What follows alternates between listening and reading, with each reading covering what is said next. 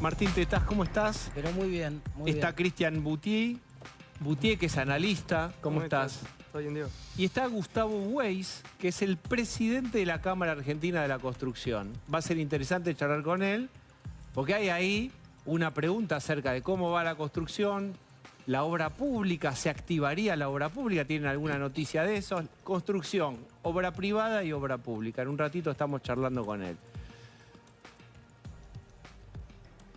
¿Qué similitudes o diferencias tiene el proyecto de reforma o modernización laboral del gobierno con tus propuestas, Martín? Bueno, hay alguna similitud que tiene que ver con flexibilizar un poco el tema de la jornada laboral. La jornada laboral es un zapato único que le cabe a poca gente. Entonces vos, en términos de jornada, tenés que permitir que las partes de común acuerdo, que era lo que tenía el proyecto nuestro, que de común acuerdo a nivel del convenio pudieran acordar jornadas alternativas, porque por ahí a vos te conviene agrupar las horas en 4 días y te queda una semana con 3 feriados, el famoso día Osvaldo, ¿no? O por ahí a vos te conviene organizar la jornada de otra manera. Por ejemplo, imagínate un colectivero que tiene que... La vuelta del colectivo son 3 horas. El tipo no puede trabajar... O trabaja 6 horas y da 2 vueltas, o trabaja 9 horas y da 3 vueltas. No puede trabajar 8 horas. ¿Entendés? Entonces hay algunas industrias que requieren flexibilización en términos del esquema de la jornada laboral.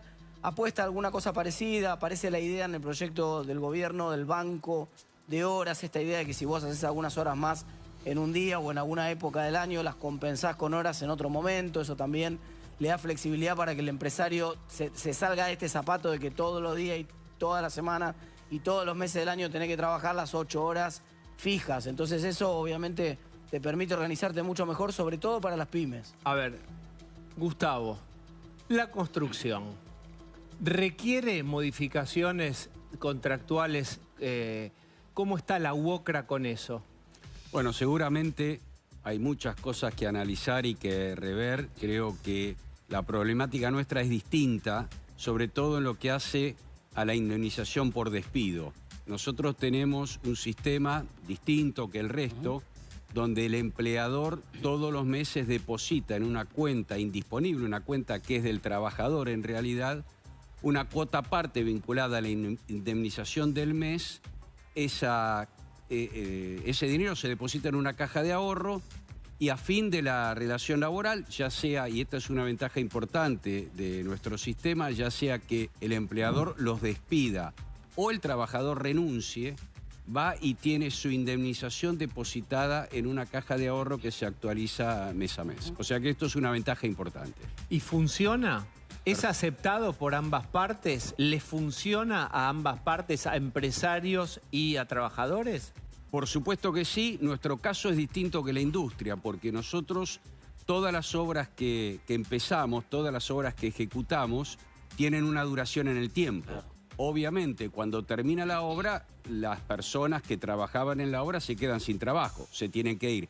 La industria es distinto. La industria, el comercio, es de un trabajo continuo que eventualmente, no son los tiempos modernos, pero eventualmente la persona podría jubilarse, podría trabajar 30 años y jubilarse. Entonces, el problema de la indemnización por despido es totalmente distinto que en nuestro caso. Claro, son dos problemas distintos, Diego, porque una cosa es que contraten o no contraten y la otra es las condiciones en las que contratan, si es en blanco o en negro. Entonces, la industria de la construcción resolvió ese primer problema de que contrata efectivamente porque tiene un mecanismo por su alta rotación que le permite indemnizar más fácil, pero eso también está en la ley bases para otras industrias. Lo que pasa es que no se puede imponer en la relación laboral una condición, vos la tenés que pactar entre las partes. Entonces la ley bases habilitó esto a instancias nuestras, parte del proyecto nuestro dentro de la ley bases, y habilitó la posibilidad de que cualquier gremio, uno piensa en los de alta rotación gastronómicos o algún gremio particular, podría pronto adoptar de común acuerdo a nivel del convenio con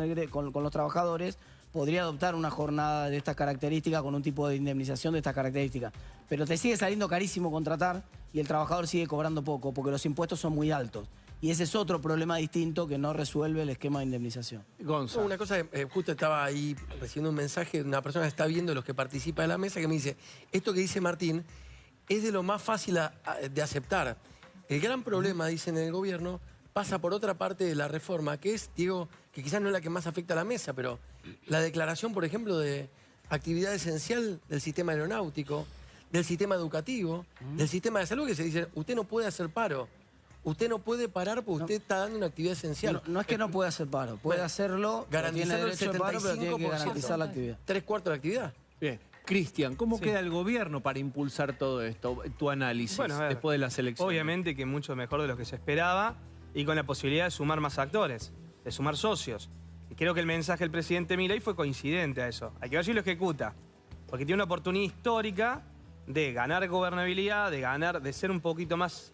Digo, el discurso de apertura es importante y no cometer los errores que se cometieron en estos 2 años, ¿no? De cerrarse, de sacarse gente de encima, porque recordemos que Provincias Unidas surge por la mala praxis política de Casa Rosada.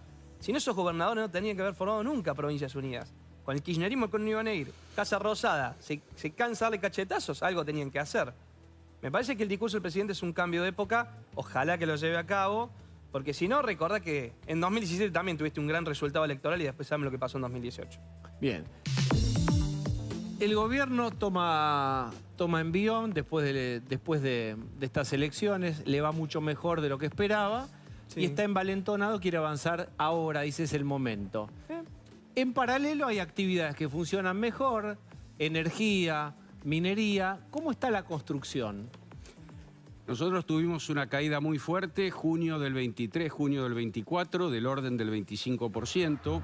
Despedimos 120.000 trabajadores, fuimos ¿En qué momento? ¿En qué año? Junio del 23, junio del 23, junio del 24. Durante ese año caímos 25%, despedimos 120.000 trabajadores. Desde Junio a junio, 23. junio a A junio. caballito de los dos gobiernos. Exactamente. Último semestre de gestión anterior, primer semestre de esta gestión.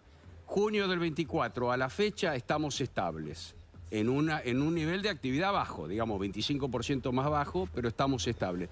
No seguimos cayendo, no estamos creciendo. Bien, Luciana.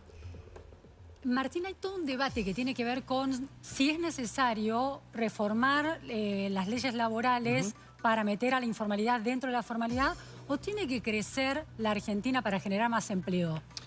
No, lo que son las dos cosas. O sea, para generar empleo va de suyo que si la economía está en recesión está expulsando empleo y cuando la economía se expande obviamente está contratando.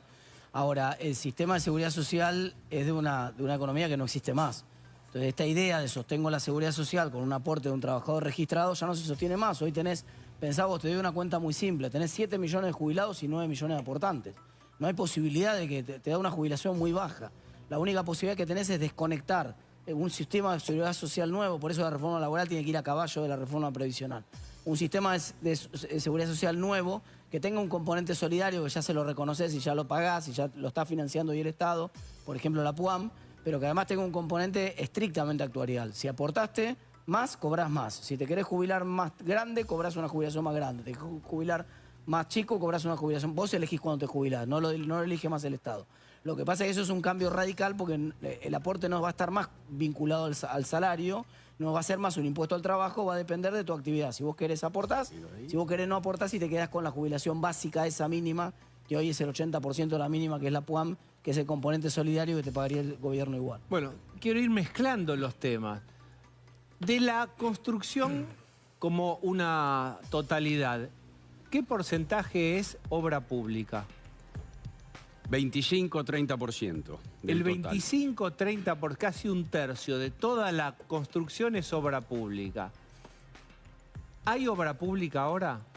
Obra pública nacional prácticamente cero, en niveles muy, muy bajos. Alguna que otra obra en ejecución, cercana a cero, diría yo. Hay obra pública en las provincias centrales, Buenos Aires, Ciudad de Buenos Aires, Córdoba, Santa Fe, Mendoza. Son aquellas provincias que tienen un poco más de disponibilidad de dinero y eso hace que se dediquen a hacer obras de infraestructura, de su propia infraestructura, de la infraestructura provincial, como los municipios se encargan de la infraestructura municipal. Lo que es las obras de origen nacional, que son propiedad de la nación, como yo digo, niveles de ejecución muy, muy bajos. Y ahí viene el tema, que queda contaminada todo el concepto de obra pública con la idea de la corrupción kirchnerista, Lázaro Báez. Entonces, todo lo que toca el significante obra pública es mancha venenosa. ¿Tienen diálogo con el gobierno sobre si se podría reiniciar? condiciones de transparencia? ¿Cómo afrontan este estigma de la herencia kirchnerista en relación con esto? Bueno, primero, cuando hablamos de corrupción, hablamos de hombres, no de instituciones ni de organismos, porque yo digo siempre, por vía del absurdo, cerramos Presidencia de la Nación, cerramos el Congreso porque hay un senador en Asunción preso, y el Poder Judicial podemos hablar también. ¿Qué me refiero a esto? Si hay corrupción, hay que atacar la corrupción. La corrupción es un problema de personas. Durante la gestión kirchnerista, efectivamente hay, hablemos de vialidad, que es un fenómeno muy conocido, hay funcionarios de vialidad condenados y presos. Ahora, durante la gestión de Mauricio Macri, o durante la gestión de Alberto Fernández, o durante los 2 años de esta gestión, no hubo ninguna denuncia de corrupción en vialidad. ¿Qué quiero decir con esto? Digo, si los hombres que actúan en la función pública son probos, difícilmente haya corrupción, muy difícilmente. Ahora, desde desde el los punto de empresarios, vista... porque si no, contamos la mitad, yo coincido con usted, las empresas y los empresarios, proveedores de obra pública, ultra corruptos, en un 80% para no exagerar. La camarita era lo que funcionaba dentro de la Cámara, que usted preside, muy diferentemente a lo que ocurría. Era la de obra pública vial, todos cartelizados. Eso no era un hombre o una empresa. Las empresas más grandes de la Argentina estaban, ahora la semana que viene empieza el juicio de los cuadernos de las coimas. Vamos a ver ahí, a desfilar a todos los empresarios más importantes de la Argentina junto con los funcionarios. Digo, desde luego que eso no justifica de ninguna manera ni explica que ahora no se haga obra pública, que no se mantengan las rutas, que no se construyan No escuelas, haya etcétera. mantenimiento de la infraestructura. Digo, hay un trauma ahí que no se puede negar, como si, bueno, ya está, se fue Lázaro Báez y ya está, nos curamos. Eso es mi parecer. No, yo no niego nada.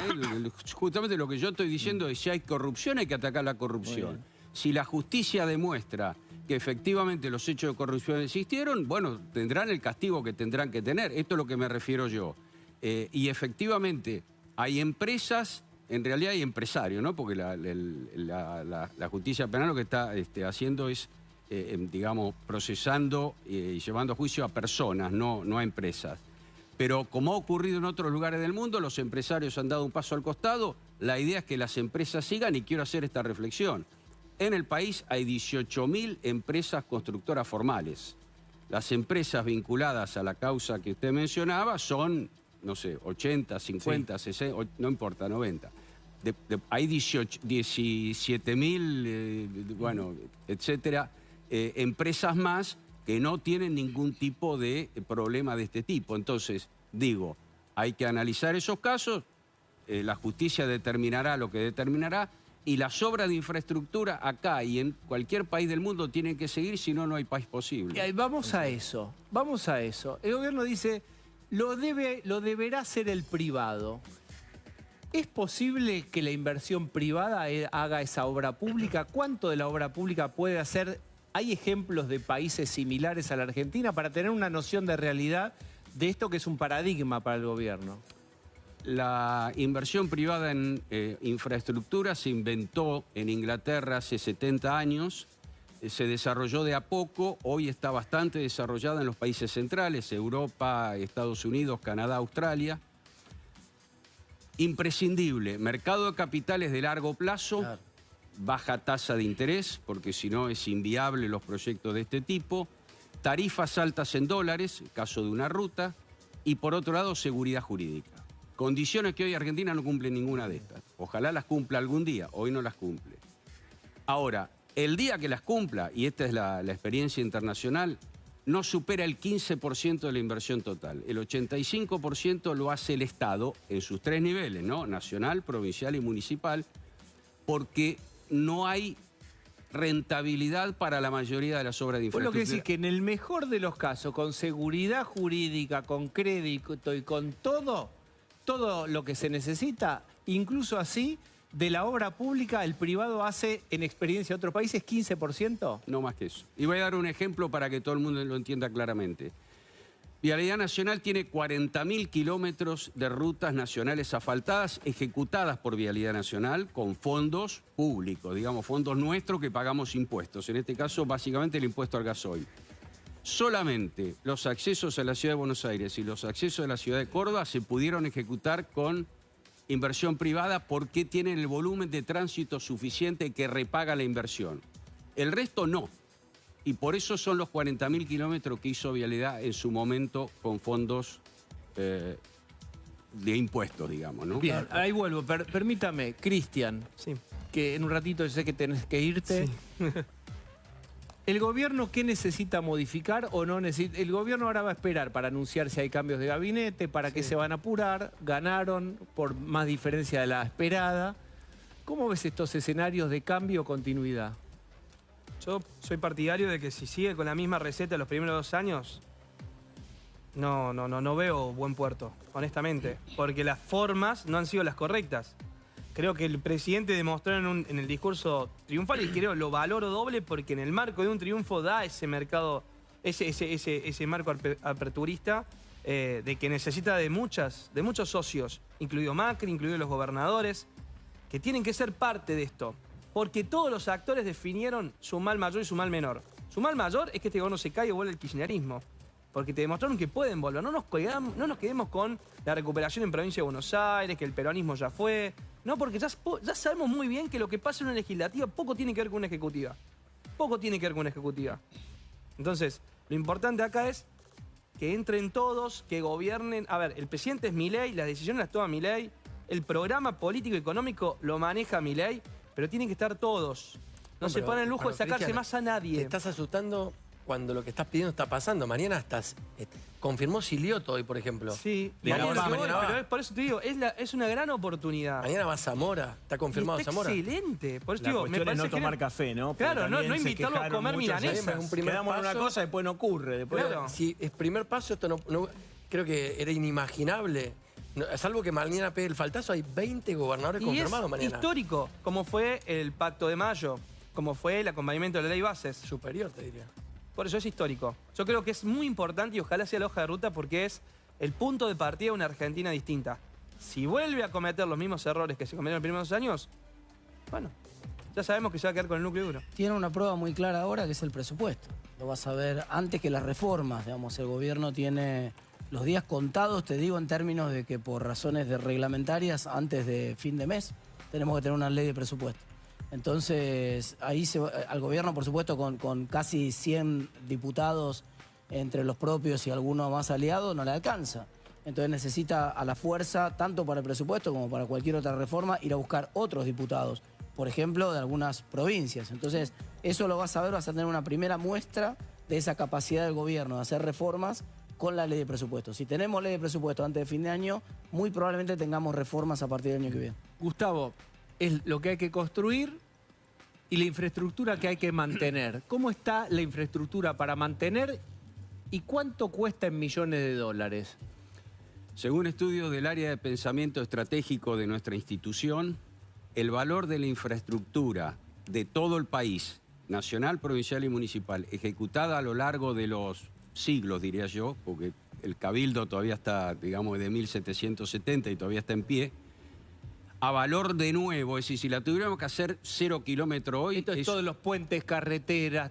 Puentes, carreteras, agua y cloacas, Usinas energía eléctrica, nucleares, gas, Usinas nucleares. usinas todo. nucleares, todo lo que es de uso público. Digamos, toda la infraestructura es de uso público. En algún caso pago, si voy al acceso norte pago, pero es de uso público. Todo lo que es de uso público se construyó en su momento a valor de nuevo es 1.5 billones de dólares, 2,54 veces el Producto Bruto, 1.5 billones de dólares. Ahora, está deteriorada porque se usó, porque hay, por ejemplo, las rutas que transitamos hoy empezaron a ser en el año 1932, para tener una idea, y son las mismas. Habrán tenido alguna repavimentación. A valor de hoy, ya amortizadas, son 630.000 millones de dólares. Y según estándares internacionales, se deterioran un 4% por año. Se amortizan, se gastan un 4% por año. Hay que invertir 25.000 millones de dólares por año solo para mantener lo existente en buen estado. Olvidémonos de ampliación, porque, por ejemplo, en las rutas son las mismas del año 32, circulaba O sea, un para foradeo. empatar, para que no se te vaya oxidando la infraestructura, 25.000 millones de dólares. Bueno. En la Argentina, de los últimos largos años, no es un problema de este gobierno, es un problema de décadas de baja inversión. Se invierte en promedio la mitad. Bien. Última, para Cristian, el Sí. peronismo está en plena discusión. Sí. Un hormiguero pateado. Totalmente. Creo que hay que analizar la conducción del peronismo. Creo que es importante entender qué pasó con el peronismo. Llegó con el mismo sello en 13 distritos. El peronismo, y esto no es una frase mía, pero está como la selección de San Paoli. No está funcionando el DT. Bien. Lo mejor sería sacar a alguien como un escalón y que lo sacaron de un repollo y posiblemente lo ordene. Bien, pero no es tan fácil No es sacar fácil. a la DT. Gustavo, la construcción con este dólar de 1.450, 1.460, 1.500, ¿cuánto es un dólar para la construcción? No, en realidad no es un problema del dólar solamente. Obviamente, si el dólar... A ver, como todos sabemos, los inmuebles se venden en dólares. Entonces, cuando uno actualiza los precios, que mayoritariamente son en peso, porque todos los materiales de construcción de una construcción normal son de origen local, esos materiales se aumentan con la inflación general de la economía, un poco más, un poco menos. Cuando uno lo pasa a dólar para meterlo dentro de una matriz dólar y así sacar el precio de venta, si el dólar está bajo respecto al peso, el precio de venta es muy alto, que es lo que pasa hoy en muchos emprendimientos, y el precio de venta no convalida el costo.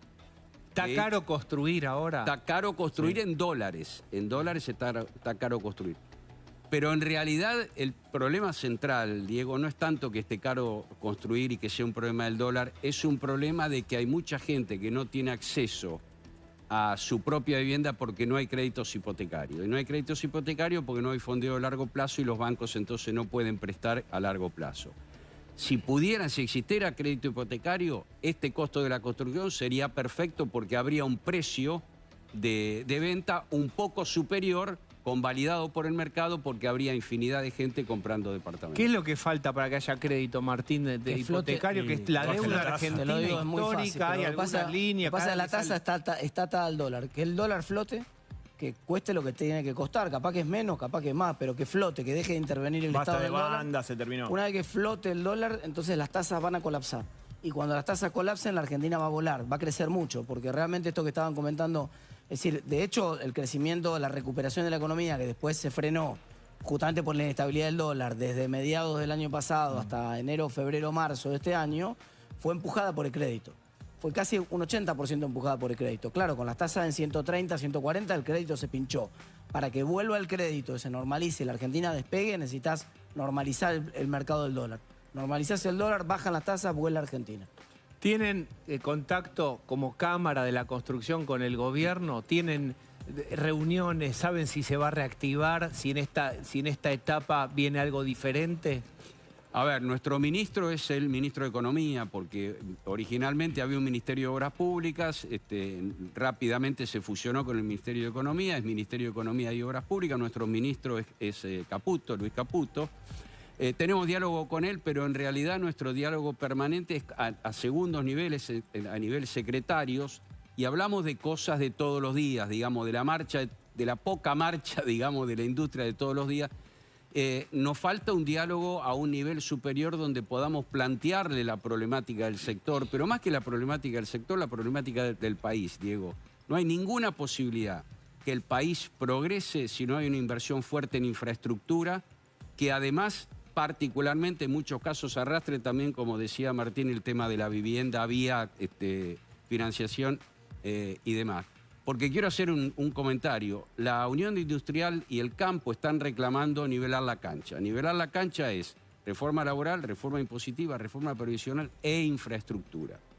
Si no arreglamos la infraestructura, el campo dice, me sacan las retenciones, duplico la producción, no la puedo transportar, porque no tengo rutas, no tengo ferrocarriles y los puertos son insuficientes.